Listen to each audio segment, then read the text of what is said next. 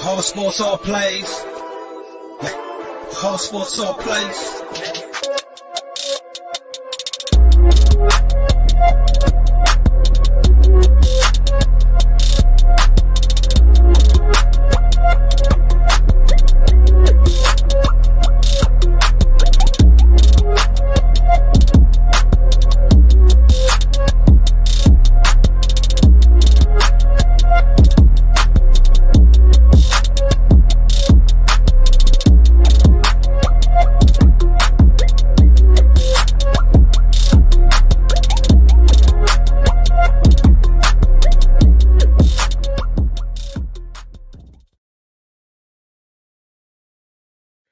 Hello, everyone. Welcome to the All Sports All Plays official podcast, Sunday night, July 31st. I am your host, Craig, and welcome to the show. I'm running solo tonight. Shane's going to be out, and we're gonna have a lot of fun though tonight. If you're watching on Facebook, YouTube, Twitter, Twitch, let me know in the comments down below. Love to chat with you tonight. Got a lot of fun stuff to talk about. But first, if you want to do that, if you're watching this maybe on Facebook and you're not liked on the ASAP Sports Network, go ahead and do that right now. It's All Sports All Plays on Facebook, at ASAP Network 1 on Twitter. You can see it scrolling at the bottom of your screen. And you can subscribe on YouTube at All Sports All Plays Network. It's ASAP Sports Network with an exclamation point. Go ahead and like and share the stream, and don't forget to follow on all platforms and all the great shows that are on the network. And it's a lot of fun. There's a lot of great shows here. Obviously, you got ASAP in the morning, unscripted, college football. There's way too many to name. But if you want to check out any of the great content that is on the All Sports All Plays Network, you gotta go follow first. So let's have some fun tonight, shall we? Let's talk a little bit of MLB deadline. August 2nd is the deadline for the trades that happen in the MLB. Big thing that we're talking about. You want to talk about the moves that are made so far? The Yankees made the first big splash, if you ask me. They went out and got Andrew Benintendi from the Kansas City Royals. They got a couple of prospects for him, 3 pitching prospects to be example. They got a left-handed pitcher, TJ Sakema, who's the number 19 prospect in the MLB pipeline at the time of the trade. Right-handed pitcher Beck Way, rated number 21 in the Yankees system, and right-handed pitcher Chandler Chaplin, who's not ranked in the top 30 prospects. But this is a move for the Yankees. They're going right now. They're going for it. You've got outside of Judge and Giancarlo Stanton, who's going to be out for a couple of weeks, Joey Gallo's really not producing a whole lot for the Yankees there. He's batting well under 200, 167. He's got a really ugly slash line. So this move for the Yankees puts them in prime position to add more offense to an already high-powered offense. Benintendi this year, as of the trade, was hitting 321. He was slashing 321, 389, and 399 with an OPS of 788. So if you're unfamiliar a little bit with baseball, around 800 is considered a pretty good OPS. And he got his first All-Star selection this year, so that's also just to boot. So he's only got 3 home runs on the year, but he ranks 5th in the majors at the time of the trade with a 321 batting average, and that's only one of many suspected moves that the Yankees are going to be targeting at the deadline here coming up on the 2nd. What this does in return for the Royals, they're still working on getting younger. They've got a lot of young pieces that are still working, still working on finding their footing. Obviously, Bobby Witt Jr. is a big one that's happened there. But for the Yankees, they're dominating, but the AL East race is a little bit tighter than in that middle part. So they want to set themselves up for the playoffs. And what a move by going to get Benintendi.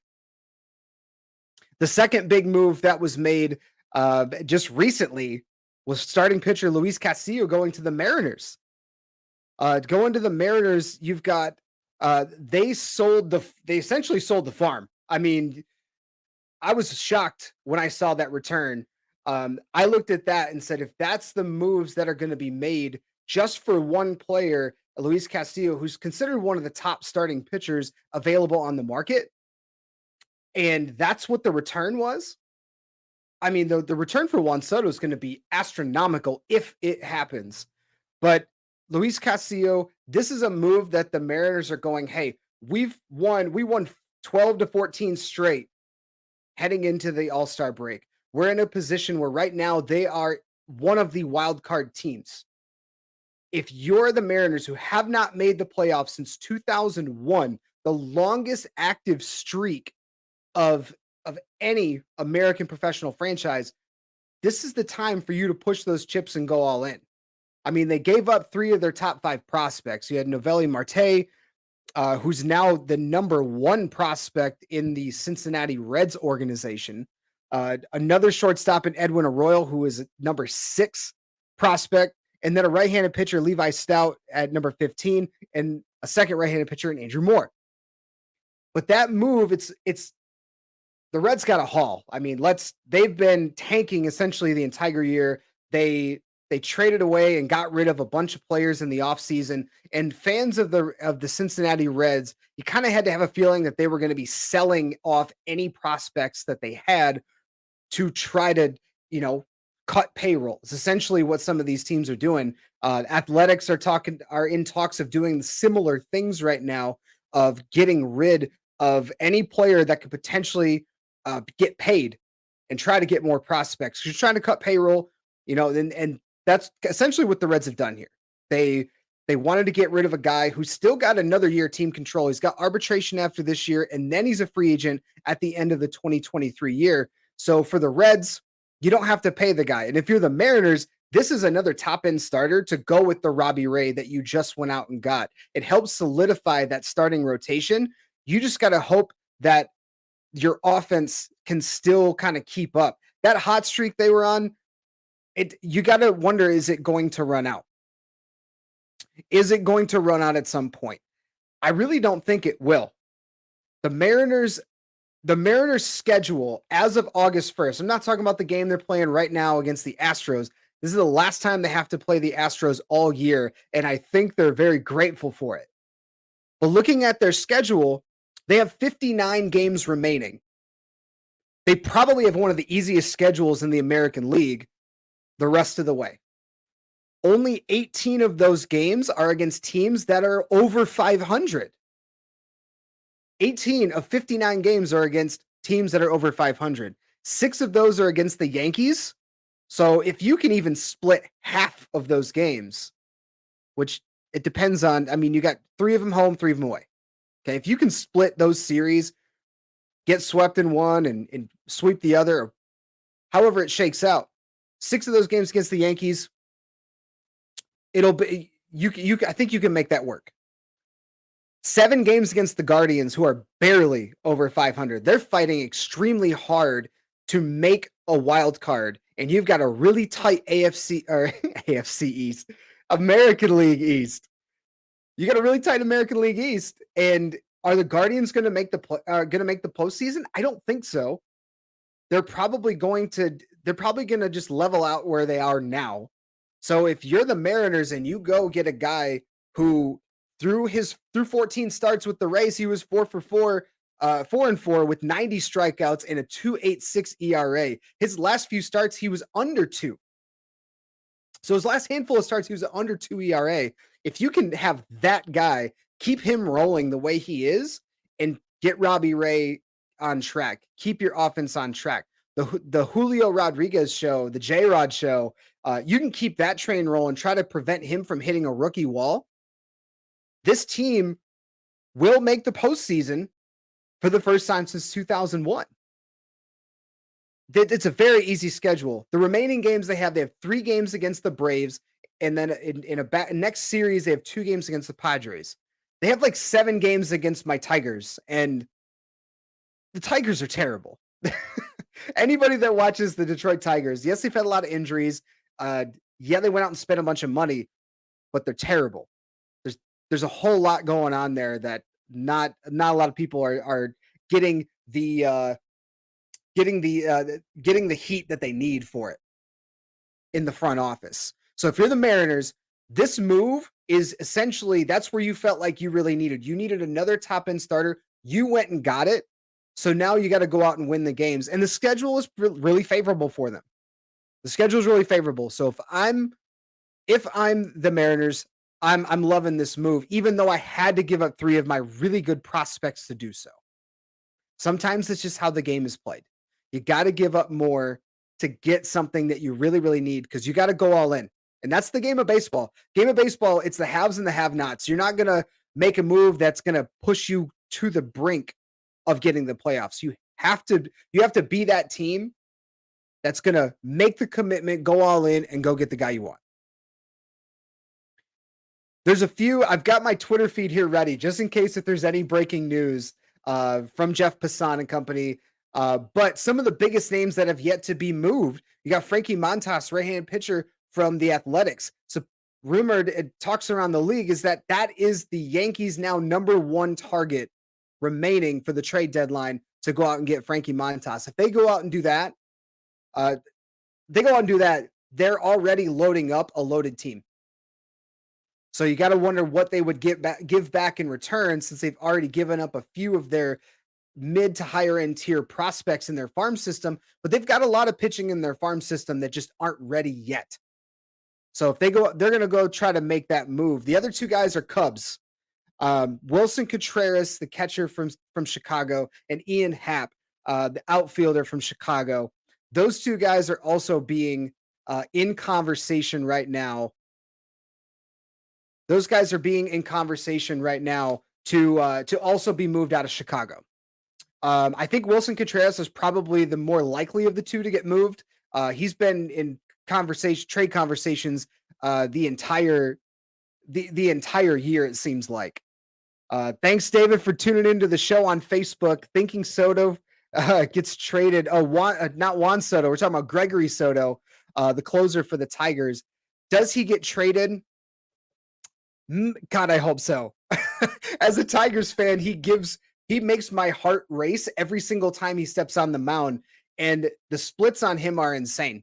If he doesn't walk a batter, his ERA is extremely low. I think it's like in the 2s. But if he walks a batter, his ERA is over 9. It's wild. You don't know what Gregory Soto you're going to get. So will Gregory Soto get traded? Probably not, because the Tigers have a really high asking price, because he has a lot of team control still. So I don't think he's going to get traded, but I think they should, because I would much rather have Alex Lang being my closer of the future for the Tigers. In that scenario, that's who I would look for. I would try to get rid of Soto to maybe a team like the Dodgers, or a team that really needs a left-handed pitching in their bullpen. The Astros come to mind, but I think they'd be more in with Andrew Chafin. I've seen that a lot. Andrew Chafin to the Astros might be something there. Fulmer's got to get traded at this point, and it's nothing against him. He's been fantastic. There's a lot of talk within the Detroit community that he should have been the all-star on the Tigers team, next to Miguel Cabrera. But Fulmer, man, I really hope so. I think Al Avila will probably crap the bed, if you will, if he does not get decent return value for Fulmer. Fulmer's the guy. I think he's expiring at the end of this year. That's a guy that you can probably get a lot of return for from a contender because of how well he's played. He's been put into very many high leverage situations. And I wrote an article about this on Overtime Heroics about some of the guys that are going to get traded. Fulmer's one of those guys. I think he will. So that'd be very interesting. But the other question, I know it's on everybody's mind. I thought this was interesting. I thought this was very interesting. And I want to share this. I want to share this with everybody. It was a tweet that I found from what was it? Jim Bowden on Twitter. Jim Bowden on Twitter. The conversation was asked about where does Juan Soto land and what are the trade partners for him at this point. And this is interesting. Y'all got to see this. So this is get it right here. Come on. There we go. It won't let me do this. This is the fun about doing live, by the way, is if it doesn't work. There it goes. Perfect.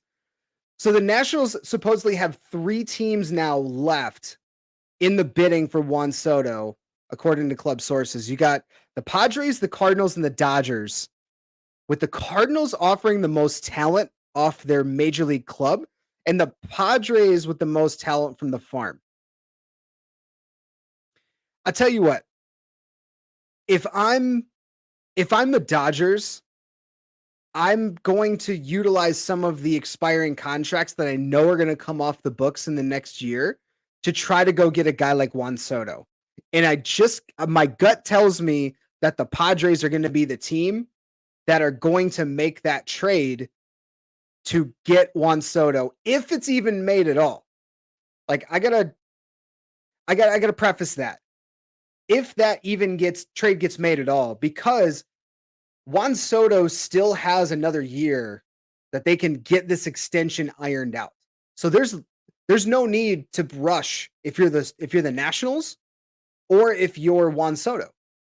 You can still get an extension worked out if that's what you want to do. And if you're the Nationals, you'll probably end up moving him in the offseason if you don't get the haul you're looking for. And based on what Luis Castillo went for, I don't think Juan Soto gets traded before the deadline.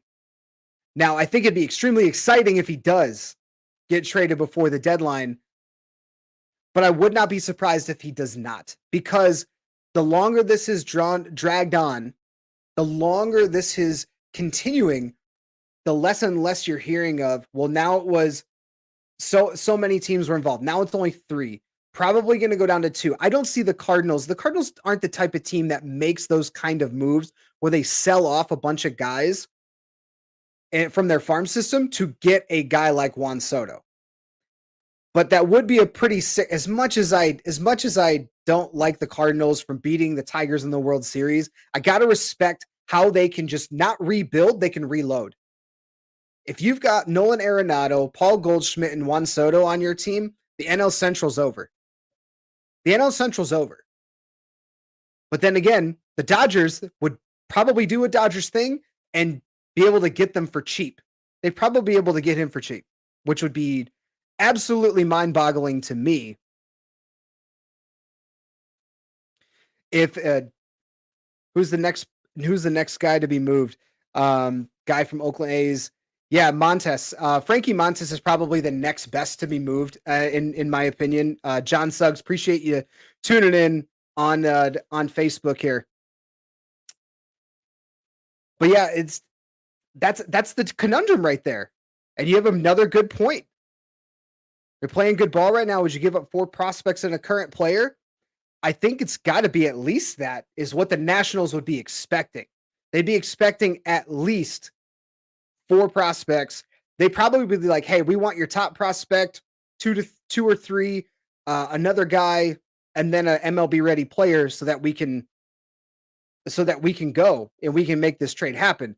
So I don't think that's going to happen. But to answer that question, Frankie Montas is probably the next one to get traded. And then Wilson Contreras is probably the other guy on that I've been seeing a lot of around the league. And this question gets me. This is funny. Shohei Ohtani traded before the deadline. That would be a very Angels thing of them to do. You have a guy like Shohei Ohtani, and then you have Mike Trout. You have 2 guys. Mike Trout's been in his prime. Ohtani's in his prime. And if they were to go and get rid of him and keep Trout, that would be a very Angels thing to do. I don't think they trade Ohtani. That'd be one of the dumbest moves that they would make, because they tried to go get guys that are going to help get help right now. They went and got Noah Syndergaard. He's another name that's been talked about being traded at the deadline potentially. He's been pitching pretty well over the last couple starts, and that's a guy that's been talked about. Yeah, and that's the other thing too. GM still got the Trout trade stuck in his head. Um, but so I think that Ohtani stays. I don't think there's a way he gets moved. Again, that haul would have to be huge too. Probably on the same level, if not just as much as a Juan Soto trade, in my opinion. But it's going to be really interesting. But we've got to go to break. When we come back, we're going to talk a little bit about the NFL and NFL training camp injuries, Jimmy Garoppolo, Julio Jones. We'll be right back. All sports, all plays. All sports, all plays. All sports, all plays. 365, we're making a plays. You're talking the game, get you through the days. We're high in the court, the diamond in the lane. Variety, topics, living the same. All presentation, sports information. In the airways, taking the nation. All sport, all plays, like working your faces. Grace at the field, so tie the laces. All sports, all plays. All right, welcome back to the All Sports, All Plays official podcast here on Sunday night. I am your host, Craig, and I want to shift some gears and talk a little bit NFL. So NFL training camp just got started, and oh boy, is it good. Of course, with me being a Lions fan, seeing them on Hard Knocks, I'm extremely excited to watch that. Every year, they always provide some great insight on what goes into training camp, the cuts that are made, those decisions that are very difficult to make. But of course, with the NFL training camp coming back, you got conversations about who's gonna, the guys that are gonna be working together now, the acquisitions that come in, how are teams gonna move on with departures of other players, but some of the things, you got injuries that come up, and the Tampa Bay Buccaneers have been gutted by their offensive line already in training camp. They've lost 3 of their interior starters already. It's just, you got to wonder what's going to happen there. You got to be able to bring in or maybe make a move. Hopefully the guys that are behind them are guys that are ready to go. Because you've got a team that, again, with Tom Brady coming back into the helm, they're in win now mode. They're still in win now mode. So if you're the Tampa Bay Buccaneers, you have to be able to ensure that you can get guys that can protect TB12. If you can't, you see what happens when Tom Brady gets pressured, and when teams can get that. You look at the Rams and kind of how they were able to at least contain a little bit the Buccaneers last year in the playoffs, and that's an interesting storyline to kind of pay attention to as we get into preseason. It's 2 weeks away, and I'm so happy football season's back. So happy football season is back. But a big question mark right now is with this 49ers camp coming back. There was conversations about Jimmy Garoppolo versus Trey Lance. What direction is the organization going to move into this year? And the decision's kind of been made already. They've talked, Jimmy Garoppolo has been given permission to seek a trade, and they're going to move with Trey Lance. So now the question shifts to, okay, Jimmy Garoppolo, where is he going to play? And one of the some of the interesting landing spots that I'm seeing here, Bleacher Report had some betting odds on where Jimmy Garoppolo is going to land. And some of those names, the Seahawks are plus 275, the Miami Dolphins are plus 330, and the Houston Texans are plus 400. Jimmy G to the Giants. I think that would be an intriguing move. Obviously, he's, depending on who you ask, he's in the similar conversation as a Daniel Jones, but he's a bit better of a quarterback than Daniel Jones. You can't really get much worse if you're the Giants than Daniel Jones right now. And I know Giants fans have to be pretty ecstatic to know that the Daniel Jones experiment is just about over. But the intriguing team that's on this list for me is the Miami Dolphins. The Miami Dolphins at plus 330. Tua Tagovailoa is now going into another season where he's got Tyreek Hill. He had a bit of an up and down season. He didn't play the whole season. There's always that injury question with Tua. And I think that'd be a very intriguing move if the Dolphins would make a move for Jimmy G. It kind of would be a good fit for him to go to Miami. You got some pieces there. They're adapting a bit of that 49ers style as far as they brought in Raheem Mostert. They brought in some running backs. They're gonna focus a lot on the run this year. So I think that would be an interesting spot, and he would be able to play against the New England Patriots twice this year. So I think either of that destination or Seattle does make a lot of sense. Seattle makes a lot of sense because they don't really have a quarterback. That's something that they're missing now that Russell Wilson went to Denver in the offseason. So that would be that would be interesting. Jimmy G to the Bucks. Watch him do that. Brady goes down and he does exactly what he did in New England. I think that'd be hilarious. But Jimmy G, it's kind of a tough situation if you're the 49ers because you have a guy in Jimmy G who has been successful for you.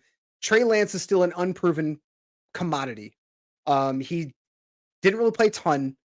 He's still a little unproven, but I understand you're betting on your guy. That was your first round pick. That's your guy that you want to move forward with. It's always a unique scenario when that happens with these organizations that are in transition. Yeah, that's a really interesting thought too. Tyreek Hill, a lot of his things. I know Mike on the ASAP network had made a comment on one of the shows. I think it was either yesterday or today about Tyreek Hill and some of his games that he had with the Kansas City Chiefs. He would have over 100 yards, but he'd only have 2 or 3 catches, right? So he was averaging 40, 50 yards a catch, essentially. He's a long threat. And that's always kind of been the knock on Tua. The knock on Tua is, if you want to take a look at how Tua performed in 2021 and what's Tyreek Hill going to do for him, last year he was 7-5 as a starter. He had a 67.8% completion, 2,653 yards, 16 touchdowns, 10 INTs. But what everybody understands is that he's good at he can be good at those short throws. His yards per attempt were 6.8, which tied him for 23rd among qualified quarterbacks. So that tells you that either he's not comfortable enough in that offense that he's going to try to throw it deep to Tyreek Hill. Because if you've seen it on Twitter, it's been out there that the Tyreek Hill and Tua made a connection, had a bomb, and it was a fun clip to watch. But is that going to happen? Is that going to happen every day or every week in Miami? Absolutely not. Tua's got to stay healthy for one. His QBR was 49.7, ranked 18th in the league last year. So is Tua going to take that step with Tyreek Hill? Tyreek Hill, as John's right, he's not a route runner. He's a deep threat. Is he going to be there? He's going to help the defense? Probably. If you can get the run game, solidified as the Miami Dolphins, can Tua be more effective? Absolutely. But he's got to be able to read a defense. If he can't read the defense, this isn't Alabama where you have the best athletes on the field and you can easily throw the deep ball, stand back there for 5 seconds and just chuck it, and your guy's going to go get it. The windows of separation from college to NFL is astronomically different. And if you stand back there and hold the ball for 5 seconds, you have some of the best pass rushers don't need that much time to be able to get to the quarterback and cause disruptions. And I don't know if Tua is going to be able to do that. So that's a big conversation going into training camp and going into the next season. But one other big move that I thought was very interesting, Julio Jones signed a deal with the Bucs. The Bucs are turning into that team now where guys that are trying to get their, try to make a push for a ring, guys that the Bucs can buy low and sell high. Antonio Brown did that. And that situation obviously played out the way it was, but when he was there on the field, you can see he was a difference maker. Julio Jones on this team, he's 32.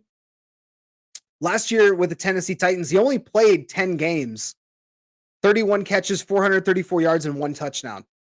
Is he gonna put up similar numbers? It's a really interesting question because he's definitely not the Julio Jones of old. He's not going to be a guy that's going to go out there and be your number one option anymore. I think he can absolutely be a red zone threat, but it's really going to be interesting to see what's his snap percentage. When do they have him? Is he a situational wide receiver now? Or are they going to have him out there on, most plays? Or is he just going to be out there to run a route?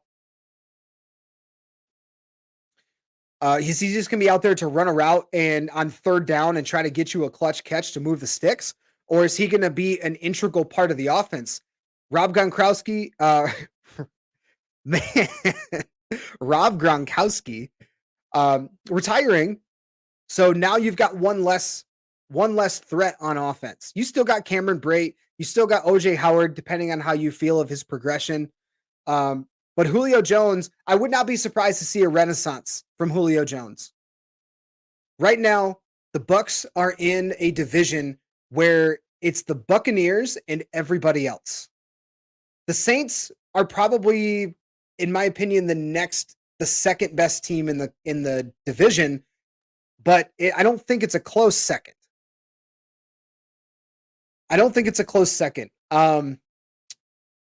You go down the list. The Panthers don't even know who their quarterback's going to be, and the Falcons are in complete rebuild. Like they're in their rebuild mode. So Julio might not even be needed to play a ton of snaps for the Buccaneers. They might just give him rest every couple of games, or maybe let him rest the first few games, get into game shape if he's not in what he feels is game shape, and then get him ready for the playoffs. Because outside of in the division, I don't think there's much of a competition. The Buccaneers and everybody else. Buccaneers can take the division. They'll get in the playoffs. That's when I really think Julio Jones is going to be that X factor, or when he has the opportunity to be that X factor. I was really interested and curious to see where he would kind of fall with the rest of the receiving core with the Buccaneers. So I went back and looked at some stats from 21 for just the Buccaneers roster. Chris Godwin led the team with 1,100 yards and 5 touchdowns. Mike Evans also had over 1,000 yards and 14 touchdowns. And then there was a huge drop-off from returning players. Tyler Johnson had 360 yards. Cyril Grayson had 212 yards, and then Brashad Perryman had 167. Julio Jones will probably slot himself into that number 3 spot for the Buccaneers. He might be the third or fourth option, depending on how Cameron Brate gels with Tom Brady, or if Rob Gronkowski decides, you know what? Hey, let me come back again. If Rob Gronkowski does that, which I wouldn't entirely be surprised, Julio then probably drops down the clip again to like the fourth option. But I think he will have an impact, especially in the playoffs. He's much different. He's much different than Antonio Brown. And that's the comment from John here. Julio Jones, and it was slightly better than Antonio Brown, 545. I could see Julio get 800 yards. It's not out of the realm of possibility. Is it likely? I don't think so. Last year he had 400 yards. I could see him getting about 5 to 700 yards. 600 probably is about the range that I'd be looking at. And he'll probably be a guy who gets you I don't know, 5 touchdowns, 6 touchdowns. But in that offense, that makes you the at least third best option. It's going to open up more for him because you got Chris Godwin, because you have Mike Evans, because you have Cameron Brate. And if Rob Gronkowski comes back, you got another weapon there. So that's one thing that the Buccaneers have done really well, is being able to get other guys like that to be able to produce where they need to. They don't need Julio Jones to come back and be old Julio. They've already got Godwin and Evans. They don't need that. But they need a guy that can be a big veteran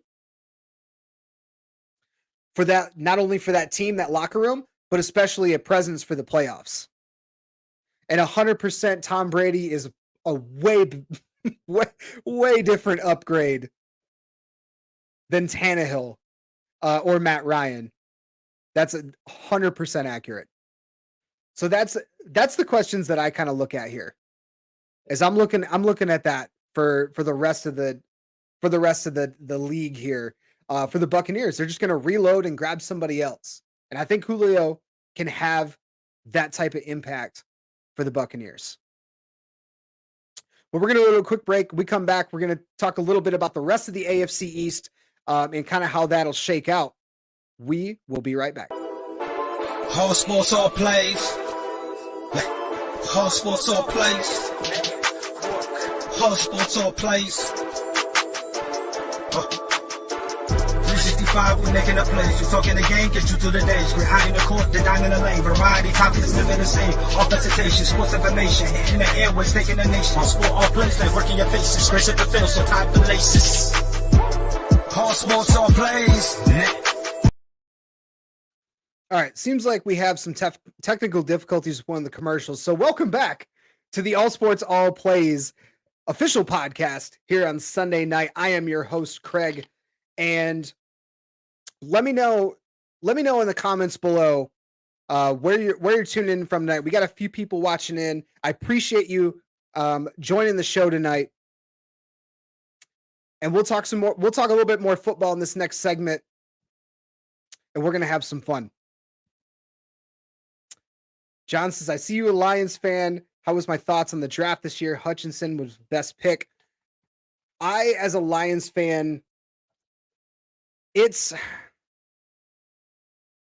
a sigh of relief, really, being a Lions fan, to know that this team from the top down, Sheila Hamp, who's part of the Ford family but doesn't have the Ford name, has basically given the keys to Brad Holmes, to Dan Campbell, and Brad Holmes has made some phenomenal moves. And as far as how the draft went, I am really, really excited to see Aiden Hutchinson. I'm also a Michigan fan, so I watched Aiden Hutchinson kind of grow up in Ann Arbor, and seeing him to stay home and play in Detroit, it's pretty cool to be able to see that. But a lot of the stuff, I've been following a lot of the Lions training camp and a lot of the writers and stuff that are there. And to put it in perspective for how much of an impact Aiden Hutchinson's had in Detroit already, Penei Sewell, the previous top pick for the Lions last year, was one of the top graded rookie tackles in the league. Aiden Hutchinson was putting him in the spin cycle in training camp. So I don't know how you want to look at that. I look at that as that's a great offensive tackle of the future, and our first round pick is doing that to Penei Sewell.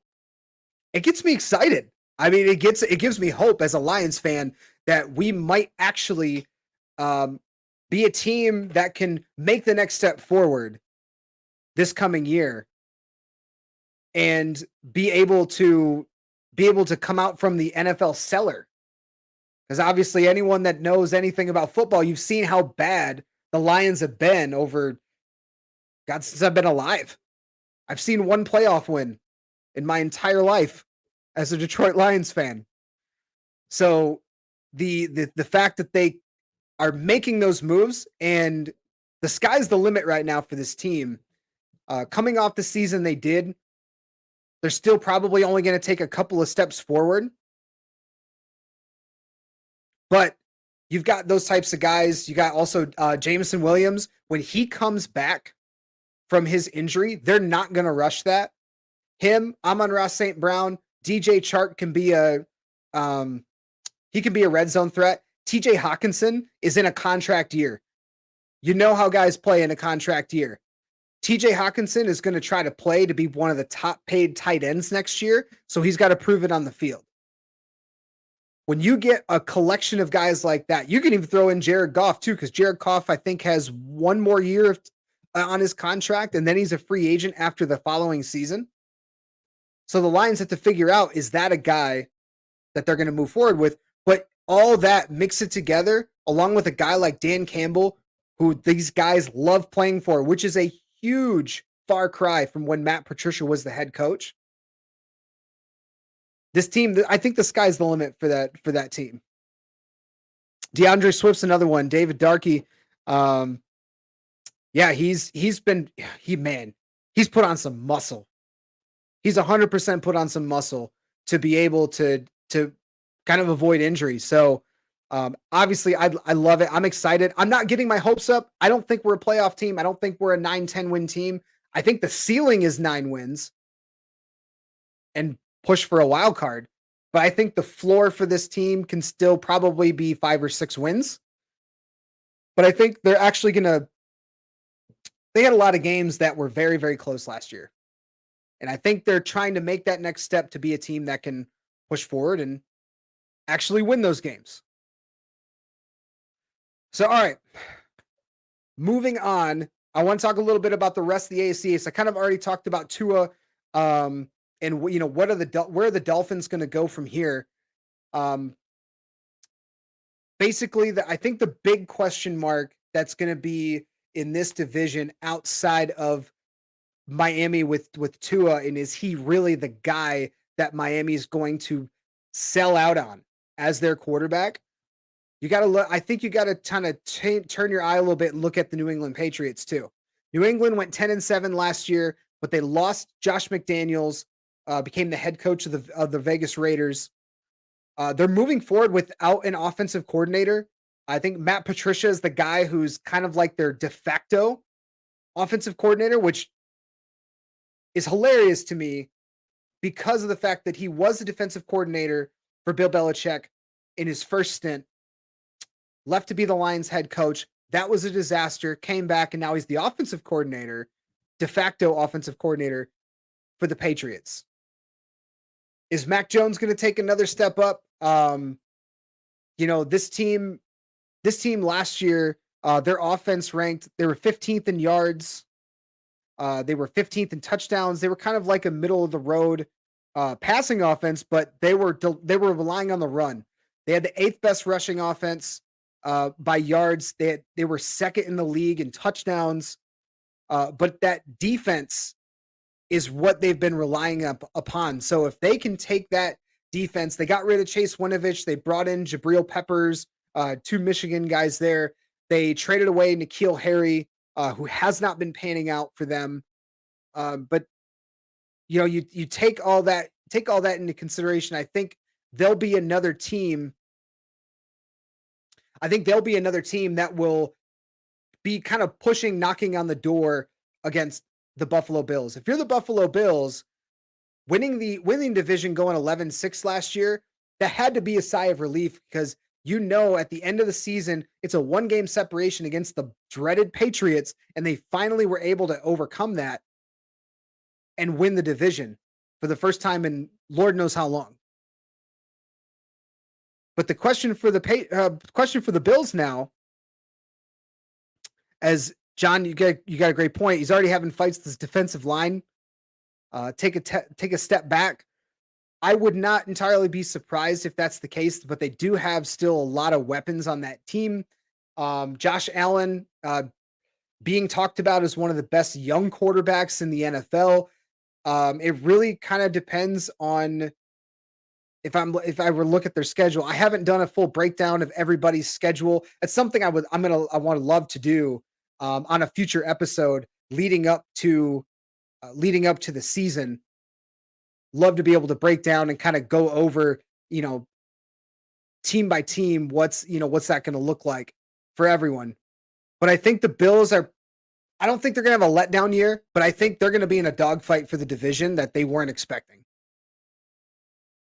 The way AFC East always plays out, there's a lot of, it's going to be an interesting fight. And that's what I think is going to be, that's what I think is going to make it the most. Is Josh Allen going to be able to take that next step? Are the pieces around him going to be able to continue to grow and improve? That defense has got to stay steady. If that defense can't stay steady, and if Mac Jones takes a step forward, or hell, if Tua takes a step forward and that offense starts producing, it'll be a really wild AFC East.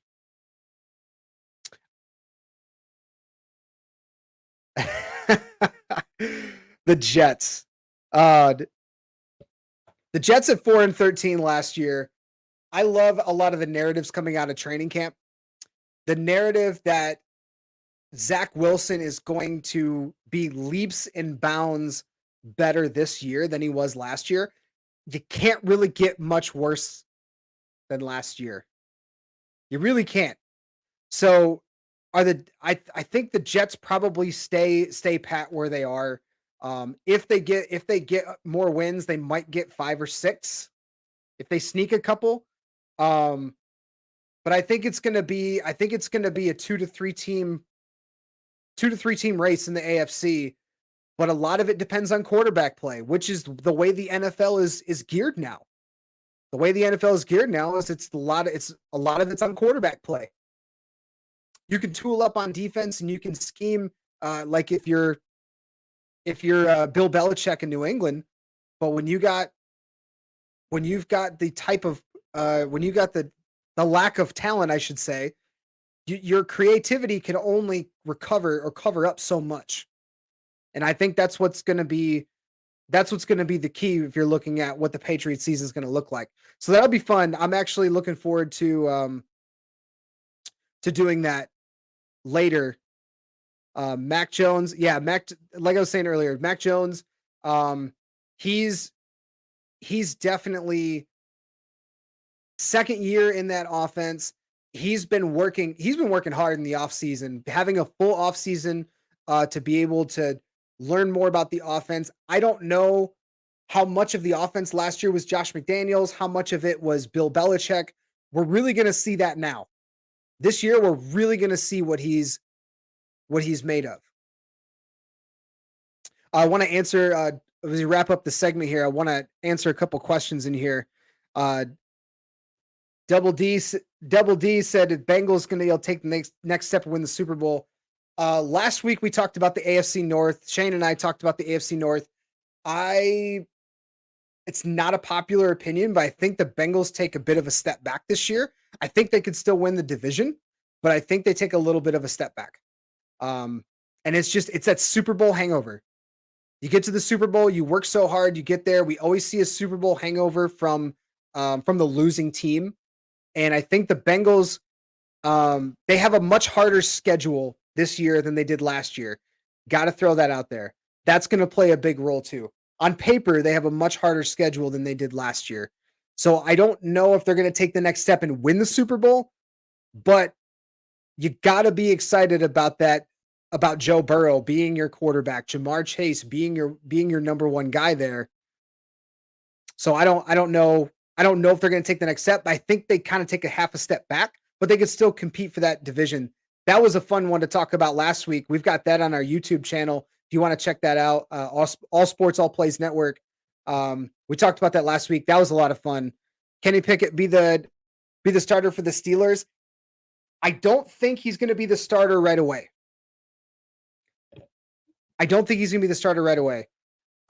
Mason Rudolph's a disaster as quarterback of that team. We all know that. But he does know the offense. And Mitch Trubisky had a little bit of a renaissance, like getting himself back together under the Buffalo Bills. I think he'll probably be the week 1 starter, if I'm being 100% honest with myself. but Kenny Pickett is going to be hot on his heels. The way that offense could potentially go next year, I would not be surprised if partway through the year Kenny Pickett gets some starts. But I think the week 1 starter next week will probably be Mitchell Trubisky. All right, we're gonna take a last break. We're gonna come back. We're gonna talk about a little bit of LIV Golf and any other questions that y'all have in the comments. We'll have it'll be a lot of fun. But we're gonna take our last break and we'll be right back.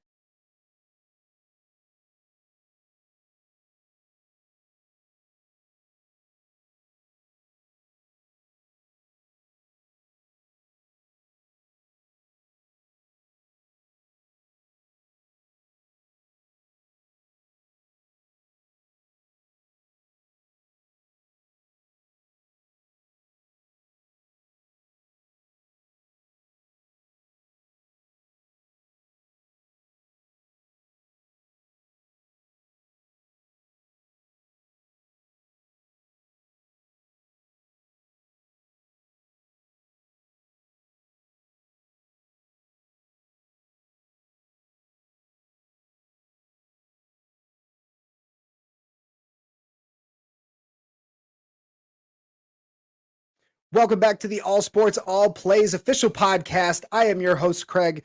That last commercial did not have sound, so that's gonna be a fun thing to try to fix for next week. But to round out the show, I want to talk a little bit of golf. I don't know how many golf fans are out there. If you're a golf fan, I know John here says he loves LIV Golf. Let me know. Let me know what your thoughts are in the comments here on LIV Golf, and that's the big competition right now. Is they are slowly starting to get more guys from the PGA to hop over to LIV Golf. And this last weekend, the annual Rocket Mortgage Tournament was held in Detroit, and it was a very small crowd. Tradition compared to what they're used to seeing at the Rocket Mortgage Classic. That's because LIV Golf had an event just outside of the New York City area at Trump National. And there's a lot of conversation. LIV Golf is starting to get a lot more traction. But being at Trump National, there was some protests. They had the 9/11 group that was out there protesting the former president, as well as the event itself. If you're not familiar with the LIV Golf organization, they are a Saudi-based or Saudi-backed golf in company, and they've been throwing a boatload of money at players to essentially play less, because they're playing less events than they would for the PGA. And this has been a conversation over the entire summer, where guys that choose to go to LIV Golf and not play for the PGA turns right around and essentially puts them on a blacklist and says, you're not allowed to play in any more events. You're not allowed to be affiliated with PGA. Guys are getting removed from the Ryder Cup. Teams' captains are being removed from the Ryder Cup. So one of the big ones recently, Henrik Stenson, who just won in his LIV Golf debut. That he won by 3 strokes. Final round 69. He won by 2 shots, 11 under over Matthew Wolff and Dustin Johnson at the Trump National Golf Club in Bedminster in New Jersey. Here's a big question mark around what the PGA is going to do, because I love these comments in here. This question, I'm not entirely sure. I'm not entirely sure if the tickets are cheaper. I've heard it's a really different atmosphere. I heard it's a really different atmosphere. It's kind of like it's kind of more like a pro-am atmosphere than it is like a PGA type atmosphere. But the prize money is more. So Henrik Stenson won his first event and he got a $4 million prize pool. $4 million prize pool. And it was a team competition. The Four Aces GC won for the second consecutive event. You had Dustin Johnson, Taylor Gooch, Patrick Reed, and Pat Perez. They split $3 million. So you got to talk about $3 million prize pool split for team play and a $4 million prize winning for Henrik Stenson. And it's really intriguing to me. Yeah, LIV Golf stream is for free on YouTube if you can't get channels like PGA. I really like the direction that they're kind of taking this, even though people are really throwing them shade just because of who's backing them. Pat McAfee had a really interesting conversation on his show this is probably about a month ago, maybe 2 months ago. Everyone's giving heat about how the Saudis are backing the LIV Golf organization. And we talk about we're paying, I don't have an iPhone, but people are paying hundreds of dollars for an iPhone that's not made in this country.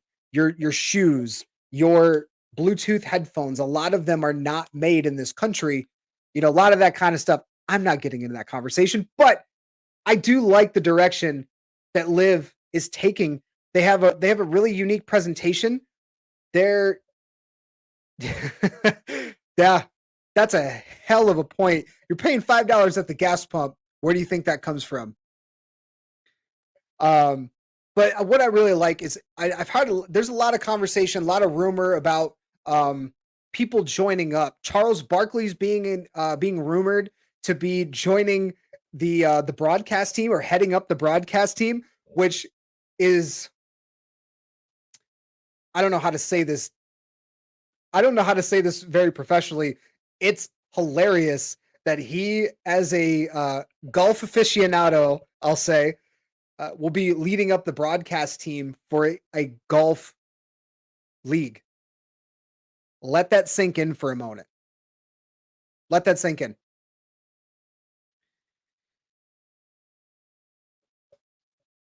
What are my comments on Tiger Woods on the LIV Golf tournament?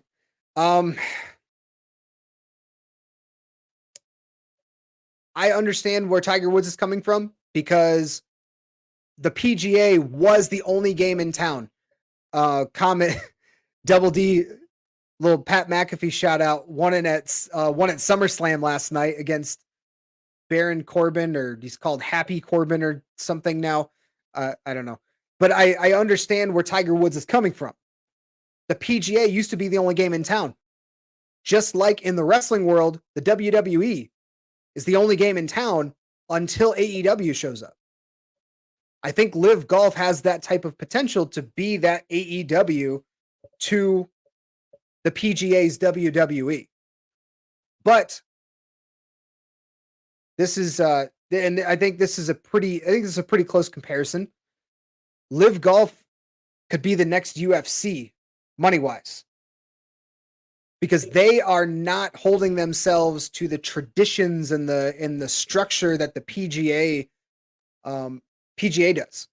Don't forget, the PGA, you're talking about the Masters.